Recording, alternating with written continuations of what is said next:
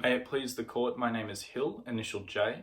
I appear on behalf of the accused, Darren Selders, who is a 14-year-old Torres Strait Islander male from Townsville, charged with 9 counts of burglary and committing an indictable offence pursuant to the Criminal Code. As a 14-year-old male, my client is a child, and this is lawfully affirmed under Schedule 4 of the Youth Justice Act. Your Honour, the defence seeks that the court exercises its power vested under Section 590, A, of the Criminal Code to exclude the Crown's evidence, namely the confessions made by my client regarding these charges.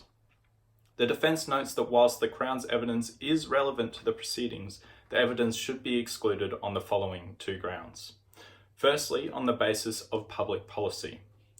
The evidence in question was obtained in contravention of various statutory requirements, including the Police Powers and Responsibility Act, which hereafter I refer to as the PPRA. Secondly, in reference to the Christie discretion, it is submitted that Mr. Selders' confession was one made out of gratuitous concurrence. Your Honour, in respect of the first submission, I would like to reiterate that the police officers who engaged with my client did so in breach of the PPRA. Specifically, I make reference to Section 418, subsection 1A of the PPRA, which states that before a police officer starts to question a relevant person for an indictable offence, the police officer must inform the person that he or she may telephone or speak to a friend or relative to inform the person of his or her whereabouts and ask the person to be present during questioning. Your Honour, the police officers made no attempt to inform my client of his right to do this. They did not delay the questioning for a reasonable time to allow my client to speak to any friend or relative as required by Section 418, subsection 2 of the PPRA. Evidently, my client, Mr. Selders, was unlawfully questioned by the officers on multiple occasions. Your Honour, my client was not only alone in the police station with the officers who had not informed him of his rights while recording the confession, but alone with them in the police car where they initially questioned his guilt on the way to the station. Your Honour, I would now draw your attention to Section 421 of the PPRA, which specifically relates to questioning children.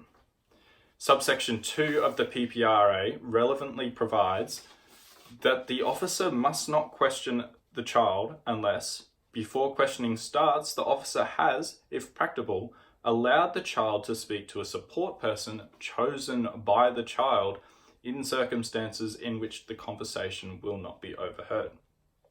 The defence acknowledges that during the questioning there was a support person, Wendy, prescribed to my client by the police officers.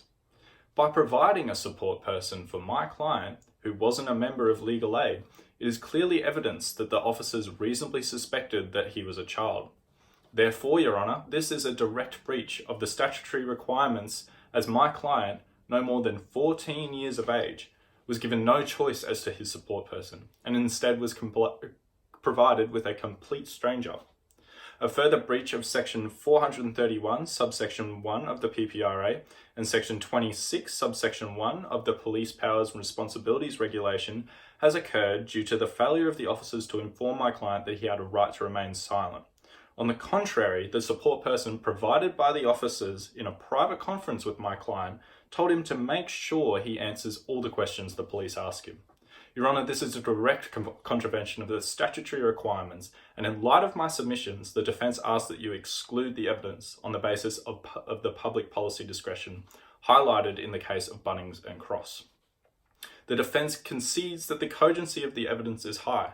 However, the probative value is clearly diminished due to the extensive statutory breaches I have highlighted. Nothing on the facts suggests that the breach was accidental or unintentional, and in fact it seems that these repetitive breaches can be attributed to the officers cutting corners, and the law could have easily been applied. Your Honour, the defence submits that the actions of the officers who are charged with enforcing the law but do not follow it themselves certainly contradicts public policy and should be excluded on that ground. In regards to the second ground, the defence requests that the court exercises its discretion under Section 130 of the Queensland Evidence Act. I draw reference to Hasler, which employed the judgment of Christie to rule the evidence as inadmissible due to the prejudicial effect significantly outweighing the probative value of the evidence. The defence further brings the court's attention to gratuitous concurrence. My client is a Torres Strait Islander child and is referenced in Purcell and Venados. When faced against a white person in authority, a person of this descent is more likely to concede to the authority. The information and confession acquired by the police regarding my client has clearly been obtained without sensitivity to his cultural heritage or age. In such a confronting and intimidating circumstance with no support, it is without question that my client felt pressured to gratuitously concur to the accusations and blindly confess to the crimes. Your Honour, as you are aware, a confession holds substantial prejudicial value. Thus, inclusion of one made from gratuitous concurrence in the proceedings would be grossly unfair to my client. On these facts, the defence asks that the court exclude the evidence on the basis of the Christie discretion.